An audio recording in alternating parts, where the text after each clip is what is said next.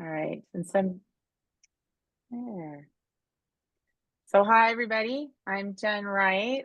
Getting a few more people.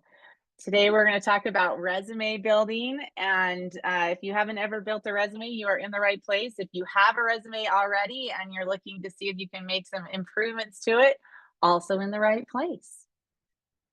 Let's see. There.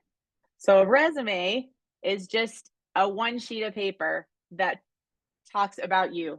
It gives employers something quick to look at to assess your skills and preparedness for the job that you're applying for. It is your first impression. It's probably what they're going to see first, right? If you're submitting it online or dropping it off, you're probably not going to meet with the person that's interviewing you. So this is representing you right off the bat. And it is the document that you can use to set yourself apart. They may get a stack this high. What's going to make your resume look better? And if you're applying for a job that you think you don't need a resume for, it still shows an increased amount of professionalism. So something really, really important as you're getting into that. Let's see. All right, so today we're hoping to talk about skills and experience for building your resume, writing your resume, how to write it, how not to write it, finding and applying for a job, and then we'll touch on some things that you should know working as a minor as well. So to get started. So to get started, we're going to ask you to take out a sheet of paper, just a plain piece of white paper. If all you've got is a Post-it note or something, a piece of scrap paper, that's fine. But just take out a sheet of paper, reach over, grab one, because I'm going to want you to kind of be jotting down a few things. This is not going to be turned in, but it will help you later on. Okay? So take out a piece of paper. And when you've got a piece of paper, Jen, will you click once? I want you to draw a line down the middle of it just to divide it into two sides. And then Jen, go ahead and click twice.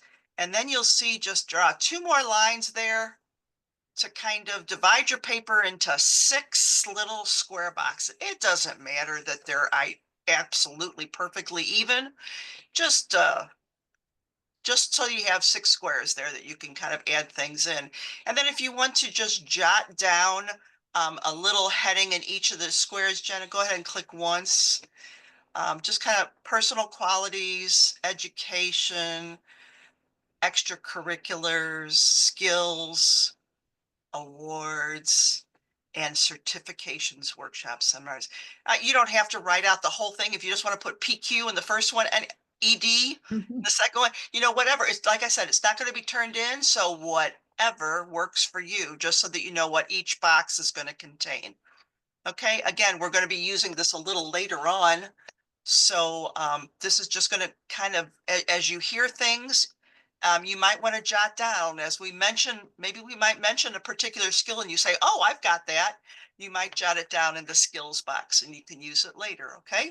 So a piece of paper divided into 6 little squares with these headings on the squares. And don't worry if your penmanship is difficult to read. As long as you can read it, that's fine. This is going to be for you. Personal qualities, education, extracurriculars, volunteering, skills, awards, and then if you just want to put CERT in that last box.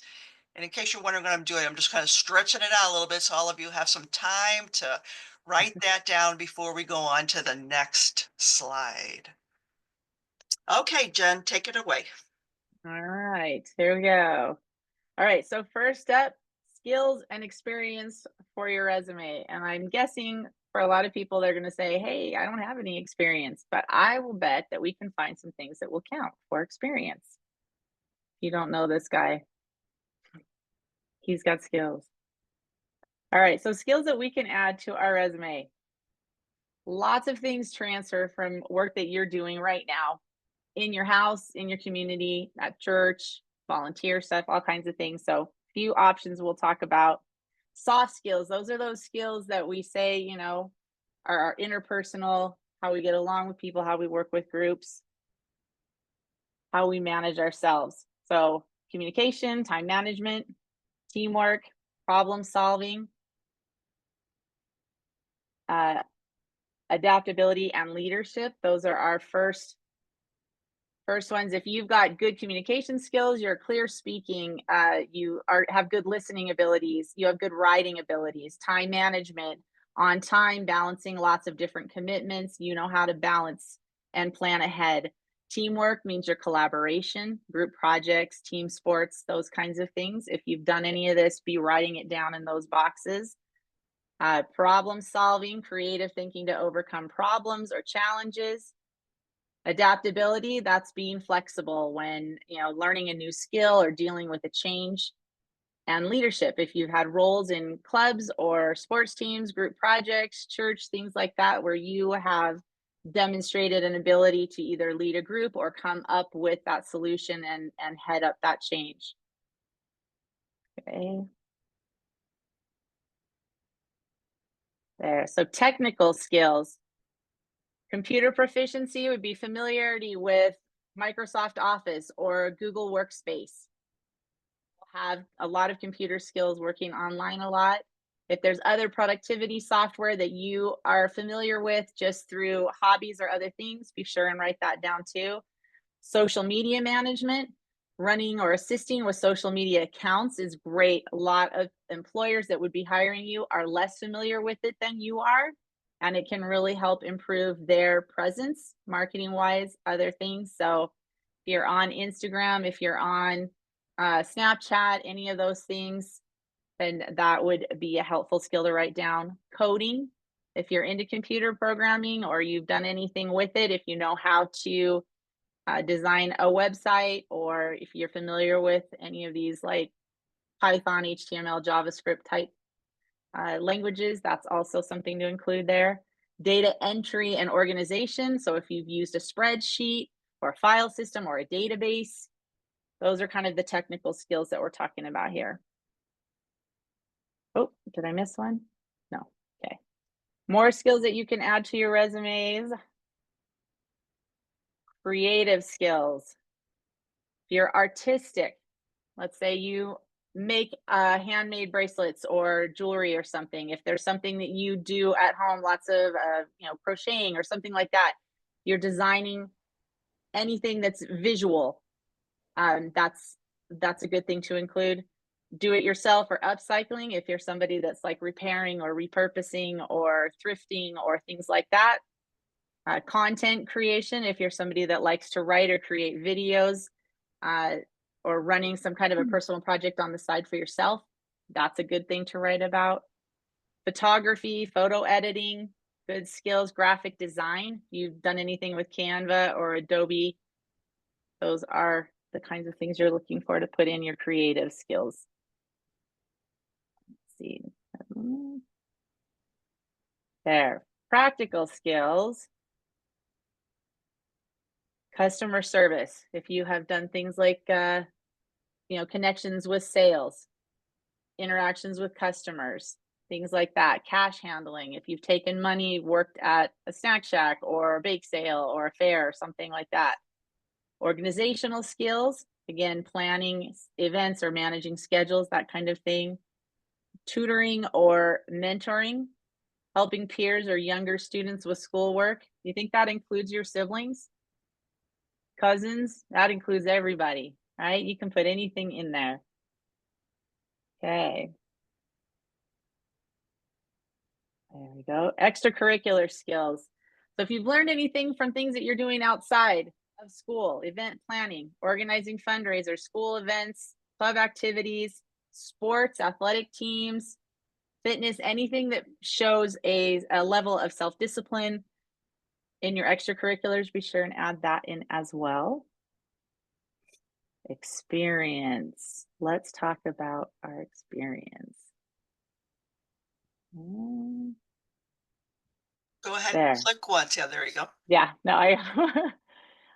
I volunteer experience can be anything. It can be tutoring, it can be tutoring siblings, taking care, babysitting, managing, all kinds of ways to write about the things that we have done, even helping with family events, or if And you've done things outside with charities and things like that. and if you hold on just 1 second and, go ahead and click on the term volunteer experience at the top, Jen. I don't know if you Yeah. noticed this, but do you want to explain it? This is a spreadsheet of volunteer opportunities that Wendy and I helped a little bit with putting Hmm. together opportunities by county. Click here on your county and find opportunities to volunteer. Sometimes, if you look down on the relevant work experience side, you can find something that is related to maybe your dream job or something that you are considering pursuing after, or maybe even with your current resume.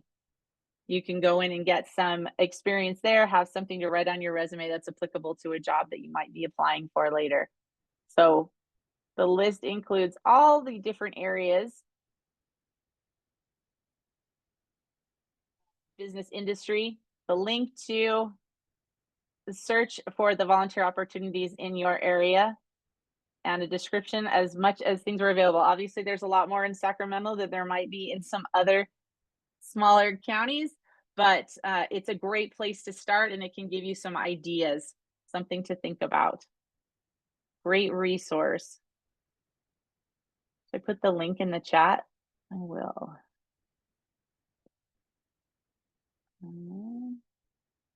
Wait, there it is.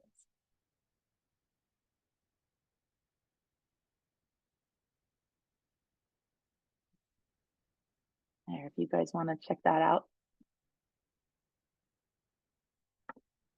So that's where you put your volunteer experience.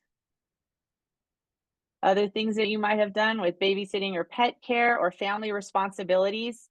If you're caring for an elderly person in your home, in your community, if you're preparing meals or learning how to, you know, learning about jobs through internships or job shadows, those are great things to include there as well. If you have hobbies that you've improved your skills in, I started out growing something small, now I have this huge garden, things like that you can put in here. And then your academic achievements, GPA, or any other special honors certification that you've earned. If you've got a tech certification through some of our CTE classes or other classes that you've explored, certifications or training, CPR, CAD, there's all kinds of things out there for that. Things that you can transfer right to your jobs. And before we jump Okay. into this one, I just want to say that Miss Jen just went through at least 25, maybe 30 or 35 different items that you could place in that piece of paper you have there on your desk next to you. So you should have at least one skill or experience or something written in a box on that piece of paper there. So hopefully you have multiple. So hopefully you have several already written down there. So please keep a running, as you're hearing things that apply to you, please keep a running list of those. I find that sometimes people think of their day to day routine, their chores, their things that they're used to doing, and they don't think of it as experience that helps. And it takes like you take a step back and look at the things that you do in your day that might be for someone else or for your own improvement, things that you've learned. You'll find there's a myriad of things out there that just you think of as just daily life that may be a whole lot more impactful to an employer. Okay, so we'll talk about how we're going to phrase some of this and how we put together a resume. Here's a couple of examples. We'll talk a little bit about formatting as well. Name, they say put an address, but this is typically an email address now. You don't, especially as a minor, want to put your like actual location. So local phone number, email, and here's a couple of ways to, just sort it. You can bring in color if you want to, especially it's going to be submitted digitally. Nice clean lines.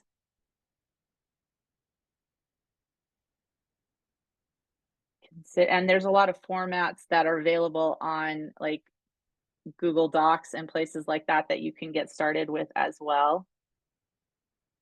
So format, typically you're going to go in reverse chronological. So you want to put what you're doing now at the top, and then things that you may have done previously or got started on earlier down.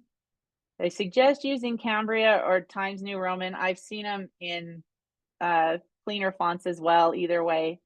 You always want to have a lot of white space on it, 1 inch margins all the way around.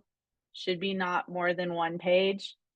And then putting all of your different sections like you have on your piece of paper now.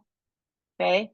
And then tip is save it as a PDF, because if you send it just as a Google Doc, the formatting will look different on someone else's computer. So save it so that it can't be changed. All right. I'm going to take you a question. Which do we ask questions? Go I do ahead. have a question. I'm sorry. Okay, so resume objective. It's a great way to let them know what you're looking to do. It can also be changed depending on which job you're applying to. So read through this.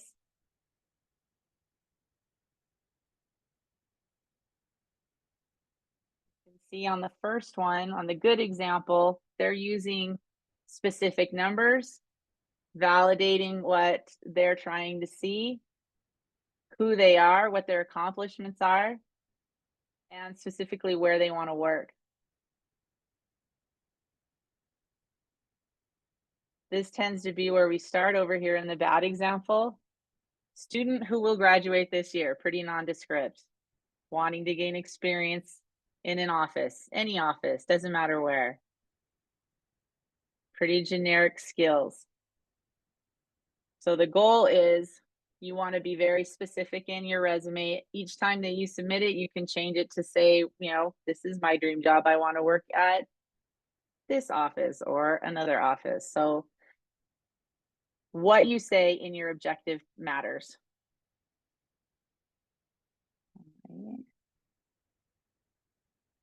There.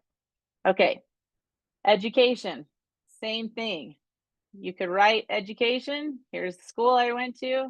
Here's where I graduated. Or include GPA, relevant coursework that you took, any memberships, clubs you joined, honors that you've received in school.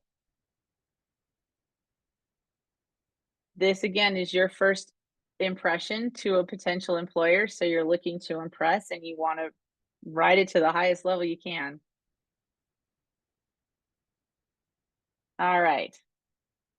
So in just a second, I'm going to put up this resume. I want you to look at it.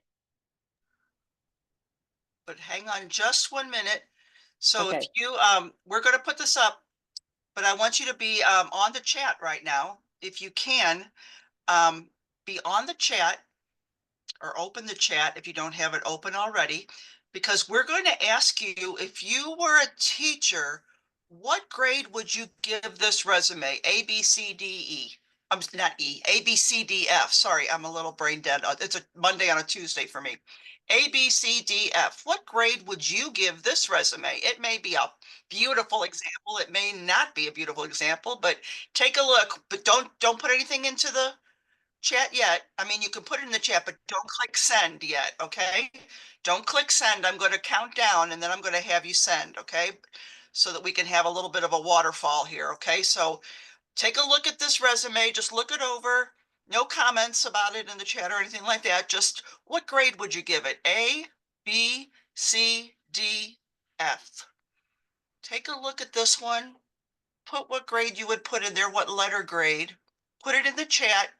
But don't click send just yet. I'm going to count down in about another 30 seconds. I'm going to give you time, look over it. I know it's kind of the small print gets kind of small, but you're going to kind of get a general idea as you just kind of look at the basic stuff that's on here, basic information that's on here. And after listening to what Miss Jen just said, what grade would you give this particular resume? Okay, I'm going to count down. I'm going to go 3, 2, and then I'll say 1 and go. But as soon as I say go, you're going to click send. Okay, so we're ready for our waterfall. 3, 2, 1, send. B, A, B, C, double A, C, A, B. Really? B. What grade, Miss Jen? Well, let's come. I believe I have Miss Rachel here. I'm going to put her on the spot. Miss Rachel, what grade would you give this resume?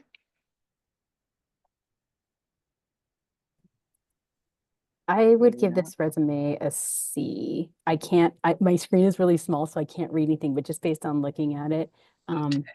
from a distance, it's a little bit hard to see. Okay. I would have my contact information at the top. You want them to be able to know how to reach out to you right away. I'm not sure if I would have the picture. I know that some people, that is some things on some resumes, but those are a couple of things that I would critique on this one. You. I appreciate you I put you on the spot. No Thank you for problem. humoring me. Yeah. Miss Wendy, what do you think? Miss Wendy, what grade would you give this? I'm with Rachel. I'd go see. It's a little bit too busy for me. It's a little hard to read as far as like the experiences go. Yeah, I would say I like the education, some of the outlines, bullet points, but it's a little too busy for me. Okay. All right. Miss Jen, before I give my opinion, what would you give it? Well, the that the words here are probably a little bit small for everyone else to read, so I apologize about that. But people want to put in like the things that they see in it that could be improved on. I think that would be helpful too. I would comment that if you are going to put on a picture, which is really not a great idea, you are going to want that to be not with sunglasses on, not with your hair in your face. You're going to want to have a professional headshot. I am pretty sure her last name is not Mitsell. Pretty sure. Yes, this, Um, thank you. Spelling counts, people. Spelling counts. Spelling I give it counts. an F. I give it an F because she misspelled her last name. I mean, just right off the bat, the young lady misspelled her last name, didn't proofread her resume, so I think she gets an F right off the bat. The picture, like you said, Miss Jen, uh, a picture is not really desirable, but if you do, it should be a professional one and not, as you said. And yes, as Miss Rachel said, the things are kind of, you want to have them a little bit different order, so that things are a little, but you guys were much more generous. Maybe you should go into education and be teachers because you were much kinder than I was. I would say this is an F. But many of you gave it C's or B's, so I get you. Okay. And There's a sometimes too, few the things. bubbles, if you look at the bubbles and everything, I mean, that could potentially turn off an employer right away just because your employer may not be a let's look for a cutesy resume kind of person, They may be looking for a strictly professional one. So the bubbles and the different graphics on here may totally turn off a person, but we've got a few more coming up. What you may not see here is that she's applying at a restaurant and her resume looks like she spilled on it. I am not a huge fan of these metrics, and somebody else mentioned that too. So kudos to you. Oops. Say, I'm great, I'm great, and then you've got one that it just like, looks weak. You just want to be able to. You can put proficient, you can put excellent. You can adjust your words there, but I'm not a big fan of that use either. It does include some membership. She has some information, nothing that makes her stand out. Here we have some other ones. Another bad example. Who can tell me why this one's not great? Go ahead and put it in the chat Put because it in put it in the yeah, we're chat, yeah. still recording. So, oh, this is just dreadful. Someone says, oh yeah, now this is an F. Unprofessional. Too much going on. Horrendous. Can you imagine getting for a professional resume? This person wants to go into computer science and mathematics, and he has My Little Pony for a resume? Come on, man. No, no bueno. Way too childish. Yes. So I love the bottom. I mean, I don't love it, but that's sarcastic. The adventure is far from over. What will this little pony do next? Who knows? No, no, no, no. Just A nope. far cry from Pink in Elwood's. All right, And one one more. more. Look at that picture. Yes, I like somebody else said, I instantly know I can't take that person seriously. the first resume, but the second one is the same. You just, come on. They want to go into marketing, I think, graphic design, and boy, it's just, yeah, yeah, little flowers and smiley faces. Yeah, some people are like, "Ooh, here's another F. This one is somewhat worse." Some said this is slightly better. Well, it's up to you. But again, you're making, like Miss Jen said at the beginning, you're making a first impression, and you want that impression to be a positive one. And neither of these resumes are leaving a positive impression. Okay, thank you for letting me jump in, Miss. Yeah, no worries.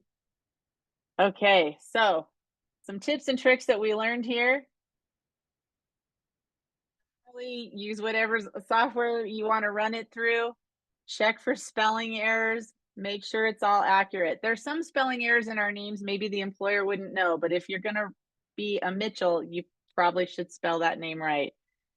Keep it simple. You want to keep things as short and brief as you can. Bullet points, not full sentences, not big descriptions, not a lot of like adjectives even. You just want to make it short and sweet and to the point. Email addresses are pretty important because as you like I have a home email address that's the right mom because I have a lot of kids, but you want your professional email address to not have anything in it other than your professional person, first name, last name, not Boo Bear Cutie, anything like that. A list of your academic, sports, and extracurricular awards, any of that, always include that. Gives them something to talk to you about and also shows that you are well rounded. And then we've talked a lot about the volunteering. Okay.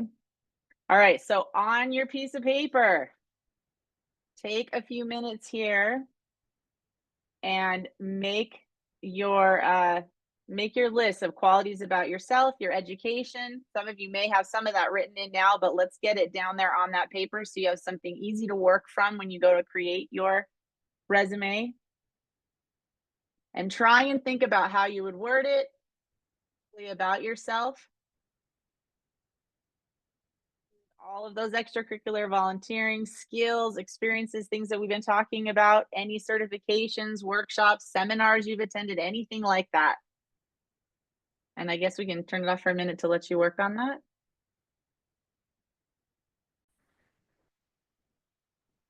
All right. Trying to move there. All right. So questions to ask yourself as you're thinking about applying for a job, figuring out what kind of job you want. Entry level seems pretty appropriate for age level right now. If you're looking for seasonal, which means like I'm looking just for summer or I'm looking for something over the Christmas holiday, part-time would also be appropriate right now since you're in school as well. Intern. So there's a lot of things that will give you experience in an industry that you want to work in, but it might not be a paid experience, or it might be something where, you're there to learn and observe more than you are to actually do the work. Like if you want to observe a doctor or a nurse, they're probably not going to let you operate, that kind of thing. So call it an internship or an assistant. You want to look at what places are hiring, if it's local to you or if you have a broader expanse. Skills that you need to have for the job that you're considering. What skills do I have now that, if I look at all of them, what's it going to lend itself well to? If I really like working on computers and would prefer not to interface with people, or I really want to be around people all the time, or I don't want to sit at a desk, or I really want to be outside, all of those things. And then looking at what the company that you're looking for, what are they looking for? What kind of experience, what kind of person, what kind of demeanor, and then what you can commit to for time and availability. Does it match up? Are you available more during the evening, or figuring out what hours you would be able to offer them? And then, is this a good fit for me? Am I going to enjoy what I'm doing there? Am I going to be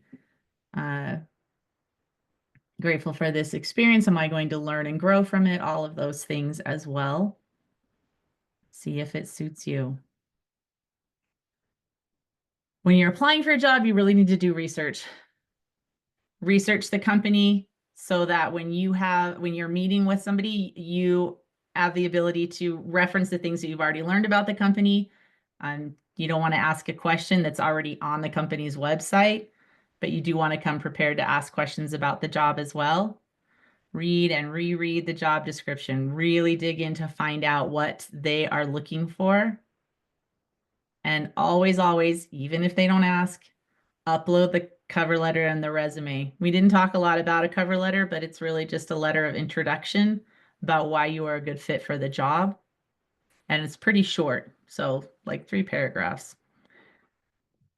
And then before you submit your cover letter, just like we were talking about with the resume, tweak it to the organization that you're applying for. This is why I would be a really good fit at XYZ company. These are the things that I have experience with. That's going to come straight from the job description. Thank you for the time, and I really hope to have an opportunity to interview with you. That's it. It's pretty simple. All right. LinkedIn has great networking opportunities, so you can create an account for free and look around to see if you can connect with other people that are in the industry that you're looking to get involved in, see if they have opportunities there. Indeed is another one. There's a lot of job listings, and you can look within a certain mile radius, so you can find things that are local to you as well. All right. And then because you are in high school working as a minor, we're going to go over how you would get a work permit. So work permits are required anytime you are under the age of 18. So you don't need to get it before you look for the job. You get it once you have the job. So they call you and they say, hey, thanks for coming in for the interview. We'd like to hire you. And you're like, great. And the first thing you do, contact your HST, who's going to be so excited for you and say, congratulations, here's a permit form. You fill in your information on the permit form, take it to the employer who will sign it, validating that you do have a job and that you will be doing that job. And then you'll take that signed form back to the HST, who gets it signed by our record department and returns it to you so your employer can keep it on file for any of the minors that he is employing. Okay. And then working as a minor, really important to know, if you are 14 or 15 years old, you can work 3 hours a day on school days, 8 hours a day on the weekends, but only 18 total hours per week, and only between 7 a.m. and 7 p.m. That changes once you're 16. There's a lot fewer opportunities to work when you are 14 or 15. When you're 16 or 17, you can work 4 hours a day on those school days and 8 hours a day on the weekends. So keep that in mind with your scheduling. Hopefully your employers are also aware of it so you do not go over hours. A This couple is questions in the chat, Miss Jen. Oh, One I yeah. can answer. If you're 18, do you need a permit? No. Nope. What about summer? Does somebody, I don't honestly know off the top of my head, do students need, if they're under 18, do they need a work permit for summer? So they need the work permit on file, and you can get them usually throughout the summer, but it would be good for us because there's limited availability of school staff. If you get it beforehand, you'll still need one on file. The hours of availability are different though. You can work longer hours because it is like a weekend because you won't be in school. So you can see on the bottom here, it says maximum number of hours when school is in session, maximum number of hours when school is not in session. So it changes when you are not in school. But this is the document that your HST will send you and the information that they'll be asking for. Good. All right.